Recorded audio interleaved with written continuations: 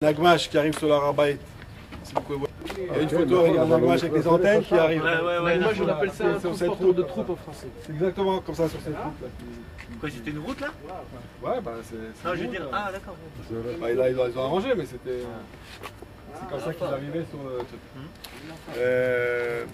Donc, je voulais parler de l'importance de liée à la reggae, de la montée, le pèlerinage. Le pèlerinage pendant les trois fêtes. Donc il y a un passou qu'on a vu il y a 2 semaines qui explique très clairement l'importance du pèlerinage. Ce qu'il fallait comprendre à l'époque. Là, on ne vit pas une époque où l'agriculture est l'activité principale. C'est l'industrie, c'est l'informatique, c'est les services. Mais à l'époque de l'agriculture, quelqu'un qui devait partir de son champ pendant 1 mois ou plus, ceux qui habitaient dans le nord ou dans le sud, c'est un très grand risque. S'ils pouvaient revenir, il n'y avait plus de champ. Ça a été abîmé, ça n'a pas été entretenu, ça a été piqué pillé par des voisins. Donc c'est un très grand risque, c'est une très grande messirut nefesh de venir, de tout lâcher et de venir. C'est comme si aujourd'hui on laissait les bureaux ouverts, les ordinateurs allumés, et puis on va au Rabaït pendant 1 mois. Pas fermé à clé, rien du tout, tout est ouvert, c'est quelque chose qu'on a du mal à imaginer. Donc les gens qui venaient, c'est pour ça qu'il y en a beaucoup qui ne venaient pas, c'était pas évident de venir comme ça pèleriner 3 fois par an, tout laisser, venir avec à pied, les chevaux, les ânes, etc. C'était toute une organisation pour venir. Et c'est pour ça que Kadosh Baruch Hu, dans le Passouk, il y a 2 parachiotes, il nous dit que si on va aller à la règle, Kadosh Baruch Hu, il fera que personne ne viendra prendre notre terre. Chez Lo Yachmod, et Tartsecha. C'est qu'il nous promet que personne viendra nous prendre notre terre, convoiter notre terre, et c'est exactement ce qu'on n'a pas aujourd'hui. C'est que tout le monde convoite aujourd'hui Eretz Israël. Tout le monde veut les territoires, tout le monde veut Jérusalem, tout le monde veut nous. Pourquoi? Parce qu'on ne vient pas ici. Si on venait ici, on faisait le pèlerinage, on faisait les corbanotes et les sacrifices, personne ne voudrait. Personne. Akash Baruch Hu, il l'a dit clairement, c'est écrit noir sur blanc. Vous venez me voir, moi je m'occupe de votre business et de votre agriculture. Moi je m'en occupe, personne n'en voudra. Personne ne vous fera de mal. Donc c'est exactement ce qu'il faut faire. Si on veut conserver Eretz Israël, si on veut garder les Yishouvim, mais pas seulement les garder, les agrandir, retourner à Gush Katif, retourner au sud Liban, retourner en Sinaï, retourner en Jordanie, etc. Il faut qu'on soit sûr de nous et qu'on fasse ce qui est marqué, tout simplement, qu'on vienne pèleriner. C'est quoi le pèlerinage? Lorsqu'on vient faire un pèlerinage allié à la règle, j'aime pas tellement ce mot pèlerinage, ça veut dire d'autres choses. Il n'y a pas un meilleur mot meilleur que pèlerinage. C'est le mot qui est en français. La montée. La montée, voilà, la montée à Jérusalem. La montée le retour à Jérusalem.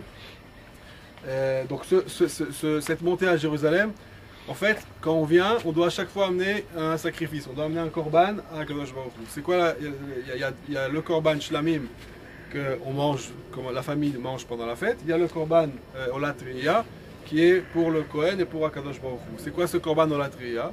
C'est chaque fois quand on vient ici, en fait, on voit Kadosh Baruch Hu. On le voit, on le sent, on le voit, on est avec lui. À partir du moment où on est avec lui, on est aveuglé. On ne peut pas regarder le soleil, on ne peut pas le voir, c'est pas possible. C'est pour ça qu'on a besoin d'intermédiaires, d'écrans qui nous permettent de voir la Kadosh Baruch Hu. C'est comme le Kohen Gadol, quand il rentre dans Kodesh HaKodashim le jour de Kippour, il a besoin de la Ktoret qui lui fait un écran de fumée pour pas justement voir les courriers, mais voir Kadosh Baruch Hu.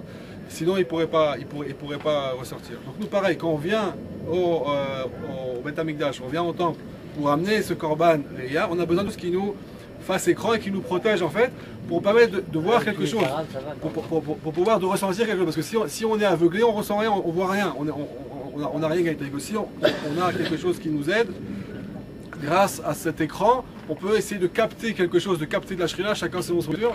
Il y a des gens qui vont capter plus que d'autres. Au moins, avec ce korban-là, ça nous permet de capter un maximum de sainteté et de Kedusha qu'on a lors de la montée à Jérusalem. Et donc cette montée-là, en fait, c'est un voyage, on remplit nos batteries pour encore quelques mois, pour retourner aux affaires, à nos champs, à nos business, et après revenir encore à la fête d'après, etc., etc.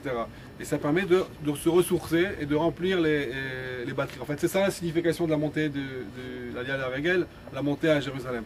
Et c'est exactement ce qu'on fait avec la Beth Knesset de Kiryat David. Plus que 3 fois par an, Baruch Hashem, 5-6 fois par an, on arrive avant les fêtes, autour des fêtes, on prie, on essaie de capter de la Shrina, et tous, il y a des gens, chaque fois il y a des nouvelles personnes, etc. C'est Baruch Hashem chez Kanirmo. On faisait la Shrita de la Paradouma en bas, on faisait un grand hôtel en bois, un grand misbéach en bois. On brûlait la Paradouma donc en face, pendant la vache rousse. La vache rousse, en face du Saint des Saints, du Kodesh Kodashim. Et comme ça permettait toute une cérémonie avec des Ezov, avec le thym. Le thym, c'est les Ezov? Oui. Le thym et l'Izop et un fil rouge. Et donc on brûlait tout ça et après avec la poussière de Paradouma, donc on mélangeait. C'était aussi, on prenait des... Il y a une question qui se pose par exemple, si aujourd'hui on trouvait la Paradouma, il y a 15 ans cette question s'est posée, ils avaient trouvé une Paradouma à Chassidim. Qu'est-ce qu'on fait avec cette Paradouma? Alors, étant donné que tout le monde est impur, c'est un problème. À partir du moment où on va aller s'occuper d'elle, elle va devenir téméa, impure, on ne pourra plus l'utiliser. Donc ce qu'il faut faire, ce qu'il faisait à l'époque, c'est qu'il prenait des Pirkei Keuna, des enfants qui étaient Kohen, il les faisait grandir à l'extérieur aujourd'hui c'est ce qu'on devrait faire, à l'extérieur, c'est avoir aucun contact avec des gens qui sont impurs.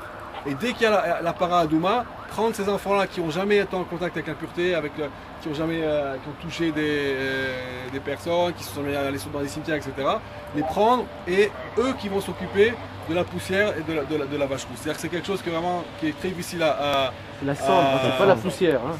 La cendre, les cendres de la... Et donc c'est très difficile, même si on trouve aujourd'hui une vache rousse, c'est très difficile, on va rien faire avec. Donc moi ce que je pense, c'est ce qu'on va trouver, c'est ce que dit Ravel Bob. L'archéologie a été inventée pour une seule chose, pour le Beth Amikdash, pour trouver les cendres de la vache rousse, pour trouver de l'huile, pour trouver le makom à misbéach.